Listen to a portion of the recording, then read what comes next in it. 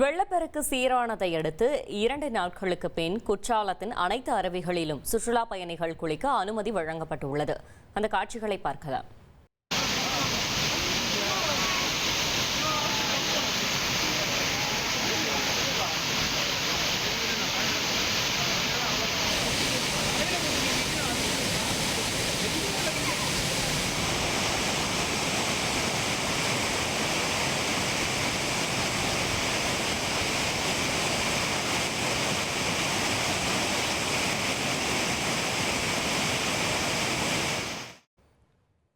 இது குறித்த கூடுதல் தகவலை செய்தியாளர் தங்கம் வழங்க கேட்கலாம். தங்கம், வணக்கம்.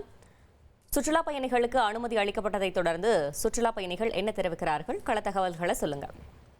வணக்கம். அதாவது தென்காசி மாவட்டத்தில் கடந்த சில நாட்களாகவே தொடர்ந்து சாரல் மழையானது பெய்து வருகிறது.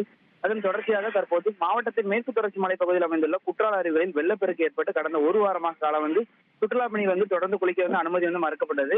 இந்நிலையில் தற்போது நீர்வரத்து அனைத்து அருவிகளிலும் சீரானதால் அனைத்து அருவிகளிலும் தற்போது சுற்றுலா பயணிகளுக்கு குளிக்க அனுமதி வழங்கப்பட்டுள்ளது. குறிப்பாக குற்றால மெயின் அருவி, ஐந்தருவி உள்ளிட்ட அருவிகளில் மாவட்ட நிர்வாகம் சார்பில் அனுமதி வழங்கப்பட்டுள்ளது. வனத்துறை கட்டுப்பாட்டில் உள்ள பழைய குற்றால அருவியிலும் சுமார் ஒரு வாரத்திற்கு பின்பு தற்போது சுற்றுலா பயணிகள் குளிக்க அனுமதியானது வழங்கப்பட்டுள்ளது. மேலும் ஜூன், ஜூலை, ஆகஸ்ட் இந்த 3 மாதங்கள் சீசன் காலம் என்பதால் தற்போது சீசன் முடிவை எட்டியுள்ளது. இதனால் தற்போது சுற்றுலா பயணிகள் வருவது தொடர்ந்து அதிகரிக்கும் என எதிர்பார்க்கப்படுகிறது.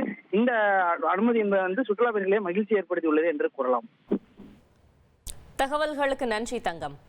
ட்ரெண்ட ஃப்ரெண்ட் ஆக்கிக்கோங்க. தந்தி டிவியின் சப்ஸ்கிரைபர்ஸ் அண்ட் ஃபாலோவர்ஸ் குடும்பத்துல நீங்களும் இணையுங்க.